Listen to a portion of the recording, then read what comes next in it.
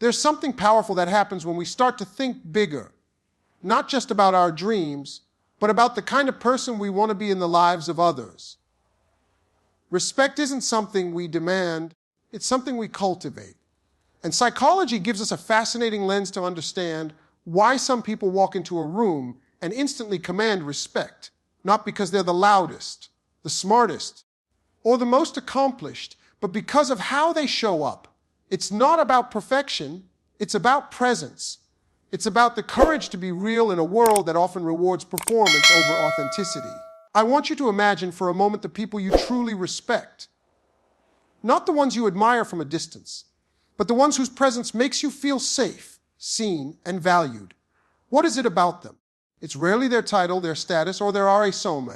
More often, it's something less visible but far more profound, qualities rooted in how they make you feel and how they make themselves available to others.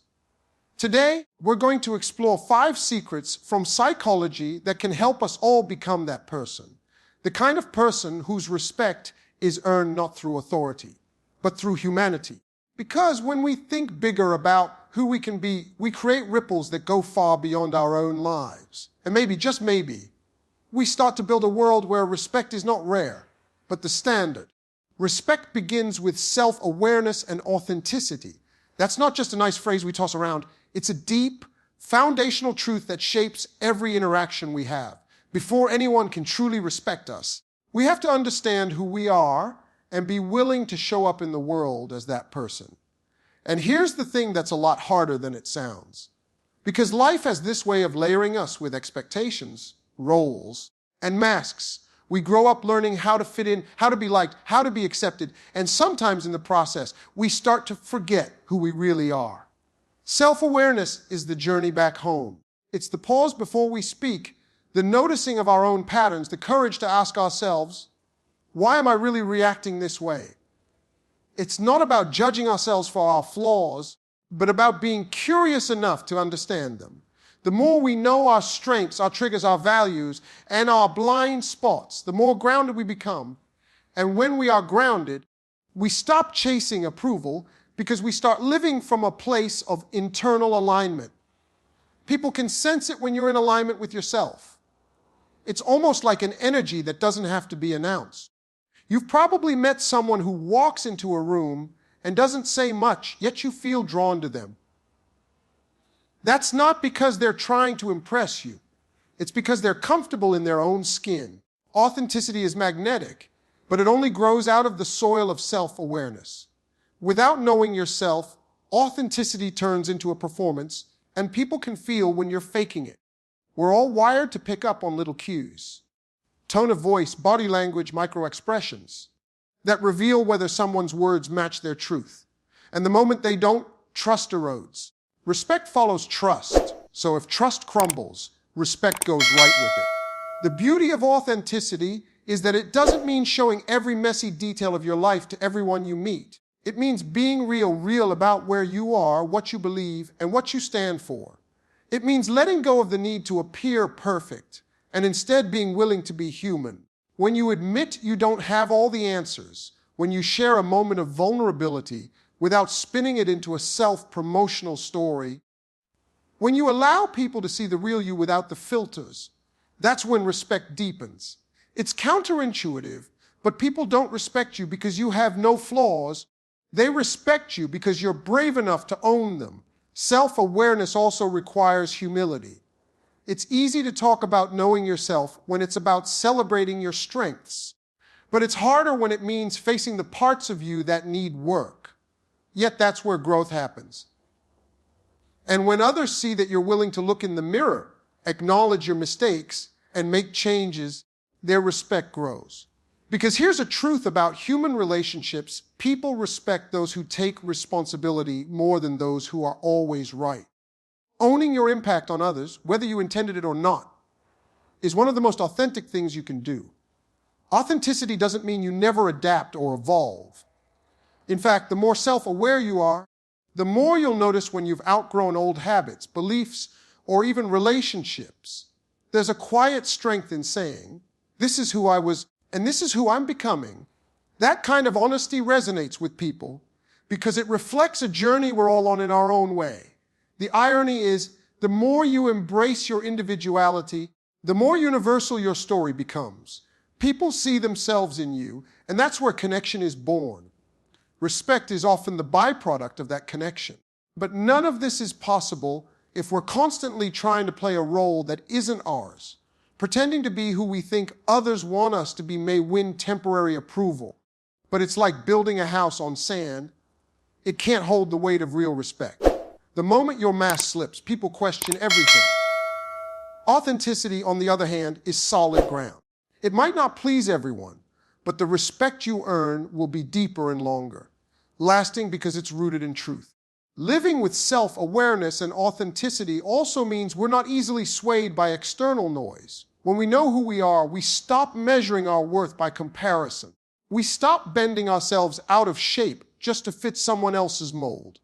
And paradoxically, that's when people start respecting us more, because they see that we respect ourselves. You set the standard for how others treat you by how you treat yourself. If you're constantly dismissing your own needs, minimizing your own voice, or compromising your values for approval, you send a signal that your boundaries aren't worth respecting.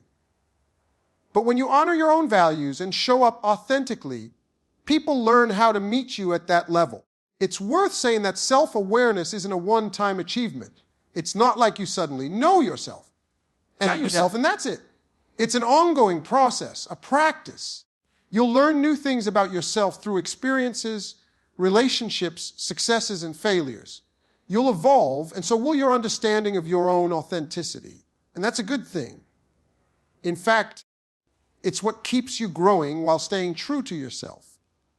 People respect those who don't just talk about growth, but live it, who aren't afraid to admit they're a work in progress. At the end of the day, respect begins when we stop trying to control how others see us and start focusing on being the truest version of ourselves. That truth will shine through in how we speak, how we listen, and how we show up for others. And while it may not win everyone's approval, it will win something much more valuable. The kind of respect that lasts because it's built on something real. Vulnerability is a strength that inspires trust. For a long time, the word vulnerable carried this heavy connotation of weakness, as if to be open about your fears, mistakes, or limitations meant you were somehow less capable or less worthy. But if you've ever been on the receiving end of someone's genuine openness, you know that's not true at all. In fact, when someone lets you see the cracks in their armor, it doesn't make you think less of them. It makes you lean in. It creates a space where connection feels safer, where trust begins to grow, because you realize you're dealing with a real person, not a polished facade. In our culture, we're taught to protect ourselves, to keep our guard up, to avoid showing anything that might make us look fragile. And sure, there's a place for boundaries and discernment, but when we never allow anyone to see the human side of us, we create distance. Vulnerability is the bridge that closes that distance. It's saying, I'm willing to let you see me as I am, not just as I wish to be seen. That takes more courage than pretending to have it all together. The people we respect most often aren't those who project invincibility. They're the ones who can admit they're scared sometimes, who can share the lessons learned from failure, who can acknowledge when they don't have all the answers. That honesty makes them trustworthy, because you don't have to wonder what's going on beneath the surface.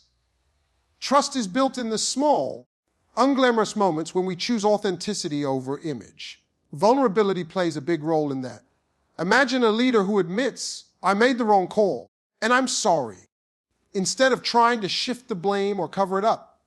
Imagine a friend who says, I'm struggling right now, and I don't have it figured out, instead of pretending everything is fine. These moments might feel risky, but they often deepen respect because they show integrity. When someone owns their truth, especially when it's messy, it tells you they value honesty over appearance. The irony is vulnerability doesn't diminish strength, it amplifies it. To be vulnerable is to show you can stand in uncertainty without running from it.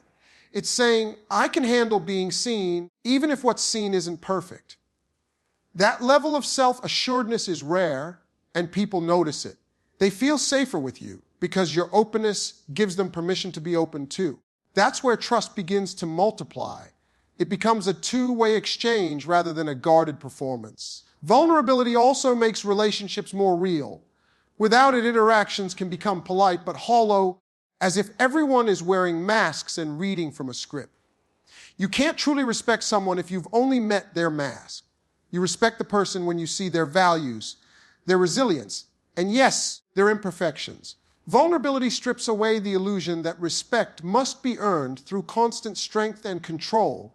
Instead, it shows that respect grows in the soil of shared humanity.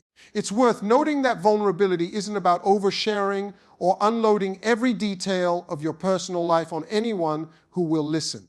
True vulnerability has intention. It's about being honest when it matters, when it builds connection, when it serves a deeper purpose. Sharing your fears or mistakes with someone isn't about making them carry your burdens. It's about letting them see you without pretense so they know who they're really dealing with. That's a gift you give to relationships, whether personal or professional. There's also a quiet confidence in being vulnerable because it means you're not relying on a perfect image to feel secure. You're okay with someone knowing the full picture, and that means you trust yourself enough to handle whatever their response may be.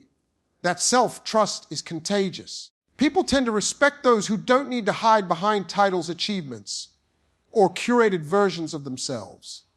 It signals that you're comfortable in your own skin, and that comfort invites trust. Some of the most profound respect you'll ever receive will come not from your moments of triumph, but from the times you chose to be open when it would have been easier to pretend. Vulnerability in those moments says, I value truth more than image, connection more than control. And that message resonates deeply with people because it reminds them that they too can live that way. It's almost like giving others permission to exhale, to drop their own guard a little, because you've shown them it's safe. In leadership, in friendship, in love, vulnerability is the thread that stitches trust into the fabric of the relationship. Without it, respect stays on the surface. With it, respect goes deeper, because it's built on something real. It's a paradox that the very thing we fear might make us look weak is often the thing that makes us worthy of the deepest trust and respect. Vulnerability says, I am willing to be seen, and in that willingness lies a strength that no amount of perfection can match.